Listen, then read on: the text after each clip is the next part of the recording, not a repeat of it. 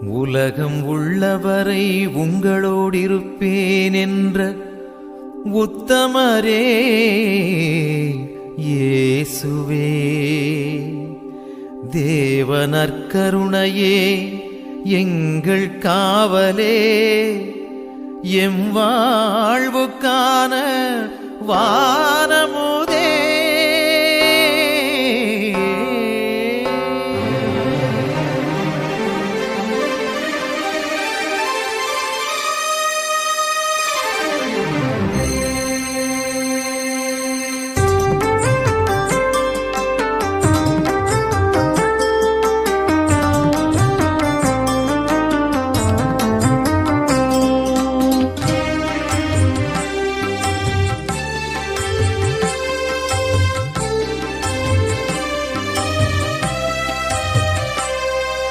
காலமெல்லாம் உடனிருக்கும் கருணை தெய்வமே,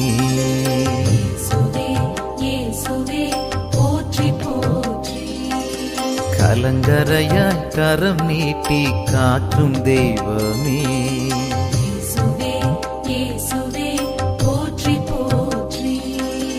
ஞாலமெல்லாம் படைத்தளித்த ஆற்றல் தெய்வமே,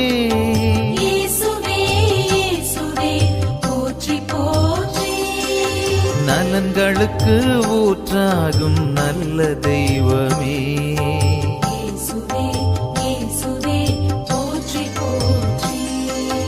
இயேசுவே தெய்வமே போற்றி போற்றி, எம்மை நேசிக்கும் கருணையே போற்றி போற்றி. இயேசுவே தெய்வமே போற்றி போற்றி, எம்மை நேசிக்கும் கருணையே போற்றி போற்றி.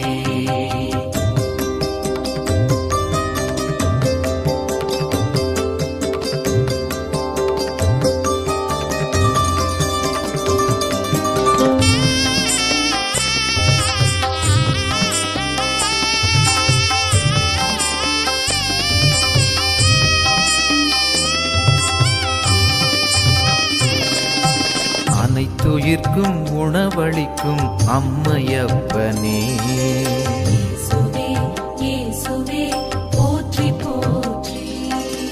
அனைவரையும் ஒருங்கிணைக்கும் தேவமைந்தனே,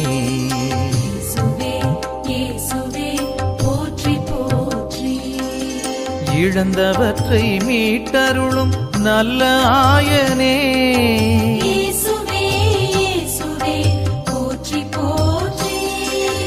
இதயங்கள் மேல் தாகம் கொண்ட இனிய நேசனே,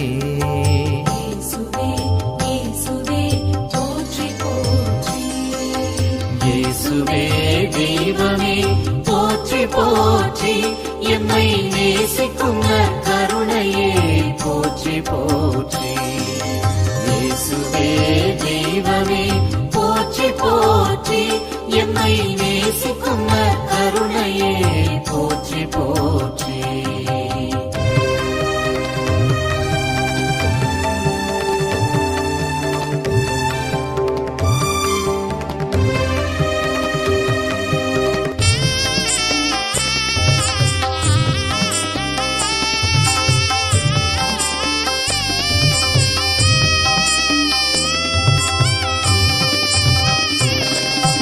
பாவங்களை மன்னிக்கின்ற கருணை கடவுளே,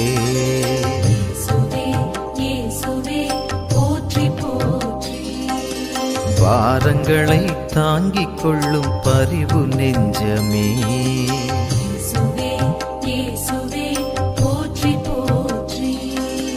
பாதைகளை தெளிவாக்கும் ஞான வெளிச்சமே,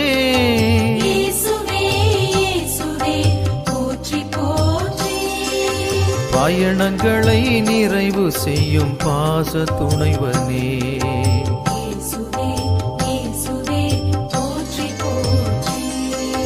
இயேசுவே தெய்வமே போற்றி போற்றி, எம்மை நேசிக்கும் கருணையே போற்றி போற்றி.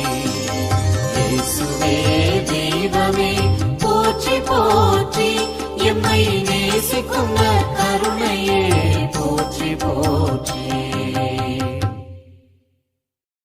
ஜூலை மாதம் 26ஆம் தேதி பொதுக்காலத்தின் 16ஆம் வாரம் வெள்ளிக்கிழமை. முதல் வாசகம். இறைவாக்கினர் எரேமியா நூலிலிருந்து வாசகம். அதிகாரம் 3, இறைவார்த்தைகள் 14 முதல் 17 முடிய. மக்களே, என்னிடம் திரும்பி வாருங்கள், ஏனெனில் நானே உங்கள் தலைவன். நகருக்கு ஒருவனையும் குடும்பத்திற்கு இருவருமாக தேர்ந்தெடுத்து உங்களை சீயோனுக்கு கூட்டி வருவேன். என் இதயத்திற்கேற்ற மெய்ப்பர்களை உங்களுக்கு கொடுப்பேன். அவர்கள் உங்களை அறிவுடனும் முன்மாதிரியுடனும் வழிநடத்துவார்கள். நீங்கள் நாட்டில் பழகி பெருகும் அக்காலத்தில் யாரும் ஆண்டவரின் உடன்படிக்கை பேழையை பற்றியே பேச மாட்டார்கள். அது அவர்கள் எண்ணத்திலோ நினைவிலோ இராது. அது இல்லை என்று வருந்தி இனி ஒன்றும் செய்ய மாட்டார்கள் என்கிறார் ஆண்டவர். அக்காலத்தில் எருசலேமை ஆண்டவரின் அரியணை என அழைப்பார்கள். ஆண்டவரின் பெயரை முன்னிட்டு எல்லா மக்களினத்தாரும் எருசலேமில் வந்து கூடுவர். தங்கள் தீய இதய பிடிவாதத்தின்படி இனி நடக்க மாட்டார்கள். இது ஆண்டவர் வழங்கும் அருள்வாக்கு. நற்செய்தி வாசகம். இறை வார்த்தையை கேட்டு புரிந்து கொள்பவர்கள் பயனளிப்பர். மத்தேயு எழுதிய தூய நற்செய்தியிலிருந்து வாசகம். அதிகாரம் 13, வசனங்கள் 18 23 வரை. அக்காலத்தில் இயேசு தம் சீடருக்கு கூறியது: விதைப்பவர் உவமையை பற்றி கேளுங்கள். வழியோரம் விதைக்கப்பட்ட விதைகளுக்கு ஒப்பானோர் இறையாட்சியை குறித்த இறை வார்த்தையை கேட்டும் புரிந்து கொள்ள மாட்டார்கள். அவர்கள் உள்ளத்தில் விதைக்கப்பட்ட விதைகளை தீயோன் கைப்பற்றி செல்வான். பாறை பகுதிகளில் விதைக்கப்பட்ட விதைகளுக்கு ஒப்பானோர் இறை வார்த்தையை கேட்டவுடன் அதை மகிழ்ச்சியோடு ஏற்றுக்கொள்வார்கள். ஆனால் அவர்கள் வேரற்றவர்கள். எனவே அவர்கள் சிறிது காலமே நிலைத்திருப்பார்கள். இறை வார்த்தையின் பொருட்டு வேதனையோ இன்னலோ நேர்ந்தவுடனே தடுமாற்றமடைவார்கள். முட்செடிகளுக்கு இடையில் விழுந்த விதைகளுக்கு ஒப்பானோர் இறை வார்த்தையை கேட்டும் உலக கவலையும் செல்வ மாயையும் அவ்வார்த்தையை நெருக்கி விடுவதால் பயனளிக்க மாட்டார்கள். நல்ல நிலத்தில் விதைக்கப்பட்ட விதைகளுக்கு ஒப்பானோர் இறை வார்த்தையை கேட்டு புரிந்து கொள்வார்கள். இவர்களுள் சிலர் 100 மடங்காகவும், சிலர் 60 மடங்காகவும், சிலர் 30 மடங்காகவும் பயனளிப்பர். இது ஆண்டவரின் அருள்வாக்கு. கிறிஸ்துவே, உமக்கு புகழ். அன்புக்குரியவர்களே, நம்மில் பலர் இறைவார்த்தையின் முக்கியத்துவத்தை அறிந்திருக்கிறோம் என்பது உண்மை. அந்த இறைவார்த்தையை நாள்தோறும் வாசிக்கவோ அல்லது கேட்கவோ முயற்சிக்கிறோம் என்பதும் உண்மை. எனினும் இந்த இறைவார்த்தை நாம் விரும்புகின்ற அல்லது எதிர்பார்க்கின்ற அளவிற்கு நம்மில் பலன் தருவதில்லை என்பதும் உண்மை. நம்மில் விதைக்கப்படும் இறைவார்த்தை பலன் தராமல் இருப்பதற்கான 3 காரணங்களை இன்றைய நற்செய்தியானது எடுத்துரைக்கின்றது. இறைவார்த்தை மட்டில் அக்கறையற்ற தன்மை என்பதே முதல் காரணம். கிறிஸ்தவர்களில் ஒரு சிலர் கடமை உணர்வோடு இறைவார்த்தையை வாசித்தாலும் அதன் மட்டில் ஆழமான ஈடுபாடும் அக்கறையும் இல்லாததன் காரணமாக கேட்கப்பட்ட இறைவார்த்தையை சரியான விதத்தில் புரிந்து கொள்ள முயற்சிப்பதில்லை. இறைவார்த்தை வாசிப்பை விண்ணுலகிற்கு செல்வதற்கான ஒரு வழியாகத்தான் பார்க்கின்றார்களே ஒழிய இவ்வுலகில் நிறைவாக வாழ்வதற்கான உதவியாக பார்ப்பதில்லை. எனவே இறைவார்த்தையை வாசிப்பதில் அல்லது கேட்பதில்தான் இவர்களது கவனம் அதிகமாக இருக்கிறதே ஒழிய அதை புரிந்து கொள்வதில் அல்ல. புரிந்து கொள்ளப்படாத இறைவார்த்தை செரிமானம் அடையாத உணவு போன்றது. செரிமானம் அடையாத உணவு உடலால் உள்வாங்கப்படுவதில்லை. புரிந்து கொள்ளப்படாத இறைவார்த்தை உள்ளத்தால் தன்வயப்படுத்தப்படுவதில்லை. எனவே இரண்டும் பலன் தருவதில்லை. வெளியோர விதைக்கப்பட்ட விதைகளுக்கு ஒப்பானோர் இறையாட்சியை குறித்த இறைவார்த்தையை கேட்டும் புரிந்து கொள்ள மாட்டார்கள் என்று இயேசு கூறுவது இந்த குழுவினரை பொறுத்ததே, இந்த குழுவினரை குறித்தே. இரண்டாவது காரணம் துன்பங்களால் துவண்டு போகுதல். அன்பிற்குரியவர்களை, இறைவார்த்தையின் அடிப்படை நோக்கமே சராசரி மனிதர்களையும் சாதாரண மனிதர்களையும் அசாதாரணமானவர்களாகவும் அற்புதமானவர்களாகவும் மாற்றுவது. சிலர் இறைவார்த்தையின் மட்டில் ஆர்வம் கொண்டு அதை வாசித்து அதை தியானித்து அதன் அடிப்படையில் தங்கள் வாழ்வை மேலான ஒன்றாக மாற்றிக்கொள்ளும் போது இது ஏனைய பிற சராசரி மனிதர்களால் புரிந்து கொள்ளப்படுவதில்லை. இது அவர்களது சராசரித்தனத்தை கேள்விக்குட்படுத்துவதாக இருக்கின்றது. எனவே இப்படிப்பட்ட மனிதர்கள் மாற்றம் கண்ட வாழ்வு வாழும் கிறிஸ்தவர்களை கிண்டல் செய்ய ஆரம்பிக்கின்றனர், அல்லது அவர்களுக்கு சிறு சிறு துன்பங்கள் கொடுக்கின்றனர். இப்படிப்பட்ட நிலையை பார்க்கின்ற நல்ல கிறிஸ்தவ வாழ்வை வாழ முயற்சிக்கும் சில கிறிஸ்தவர்கள் இந்த இன்னல்களாலும் துன்பங்களாலும் விரக்தி அடைந்து தங்களது பழைய நிலைமைக்கே திரும்பி விடுகின்றனர். இவர்களையே இயேசு பாறை நிலத்தில் விதைக்கப்பட்ட விதையாக உருவகப்படுத்துகின்றார். இவர்கள் வேரற்றவர்கள், எனவே சிறிது காலமே நிலைத்திருப்பார்கள். இறைவார்த்தையின் பொருட்டு வேதனையோ இன்னலோ நேர்ந்தவுடனே தடுமாற்றம் அடைவார்கள் என்கின்றார். மூன்றாவது காரணம் ஆசைகளாலும் கவலைகளாலும் ஆட்கொள்ளப்படக்கூடிய நிலைமை. இது ஏராளமான கிறிஸ்தவர்கள் சந்திக்கக்கூடிய சோதனை என்று சொல்லலாம். இறைவார்த்தையை கேட்கும் போதும் அதை வாசிக்கும் போதும் அவ்வார்த்தையை வாழ்வாக்க வேண்டும் என்று முடிவெடுக்கின்றனர். ஆனால் விவிலியத்தை மூடி வைத்த பின்பு மற்றவர்களது பகட்டான வாழ்வை பார்க்கும்போது ஏற்படும் ஆசையும் விளம்பரத்தின் ஈர்ப்புகளும் இவர்களை முற்றிலும் வேறான ஓர் உலகத்திற்குள் தள்ளிவிடுகின்றன. விவிலியத்தை வாசிக்கும் போது ஓர் உலகத்தில் சஞ்சரிக்கின்ற இவர்கள் விவிலியத்தை மூடியவுடன் முற்றிலும் வேறான ஒரு உலகில் சஞ்சரிக்க ஆரம்பிக்கின்றனர். எனவே இறைவார்த்தையின் தன்மைகள் இவர்களில் வேறுவிடுவதில்லை. இவர்களே முட்செடிகளில் விழுந்த விதைகளுக்கு ஒப்பானவர்களாக இருக்கின்றார்கள் என்று இறைமகன் இயேசு சுட்டிக்காட்டுகின்றார். அன்புக்குரியவர்களே, மேற்கண்ட 3 தடைகள் மட்டில் கொஞ்சம் விழிப்போடு நடந்து கொண்டோம் என்றால் இறைவார்த்தை நம்மில் 30 மடங்காக 60 மடங்காக 100 மடங்காக பலன் தரும் என்பதில் எந்த சந்தேகமும் இல்லை. ஜெபம். இறைவா, இறைவார்த்தையை கேட்பவர்களாக மட்டுமல்ல, அதை செயல்பாட்டிற்கு கொண்டு வரக்கூடியவர்களாகவும் அவ்வாறு செயல்பாட்டிற்கு கொண்டு வருவதற்கு தடையாக இருக்கும் மனநிலைகளை அடையாளம் காணக்கூடியவர்களாகவும் எம்மை மாற்றும். ஆமென்.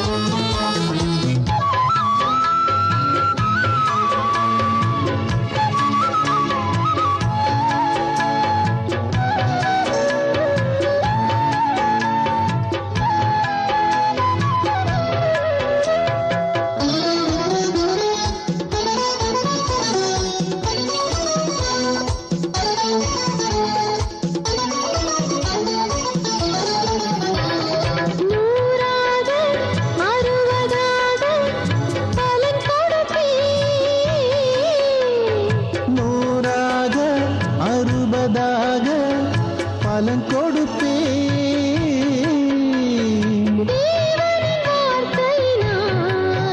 தேவ ஆவியின் வார்த்தையினால், இயேசுவின் வார்த்தையினால் கர்த்தர் வழியில் நான் நடப்பேன்.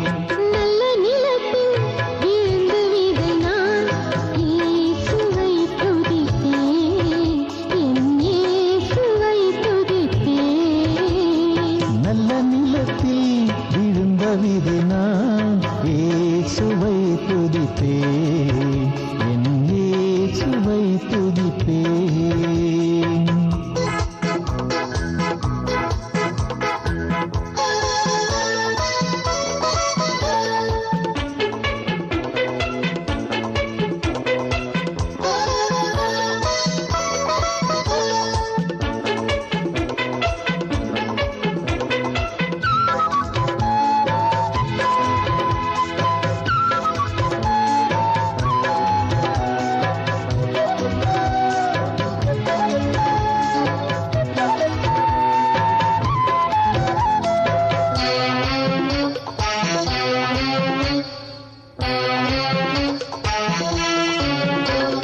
மலை மேலே உள்ள விளக்கு வெளிச்சம் கொடுத்திடுவேன்.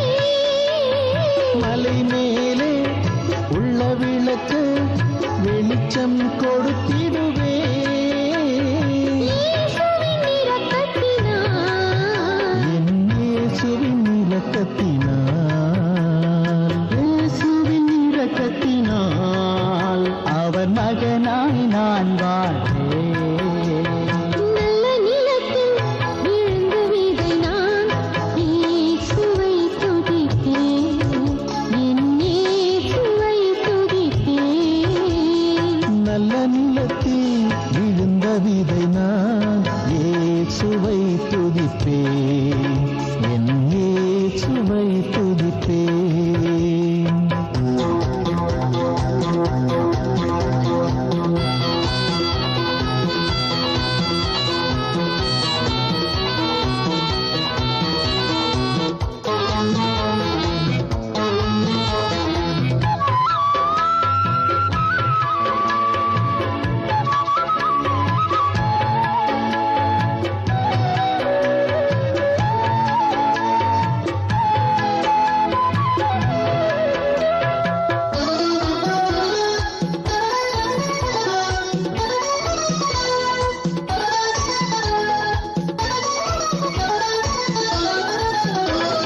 ஞானமுள்ளவள் சொந்த கைகளினால் தன் வீட்டை கட்டிடுவாள்.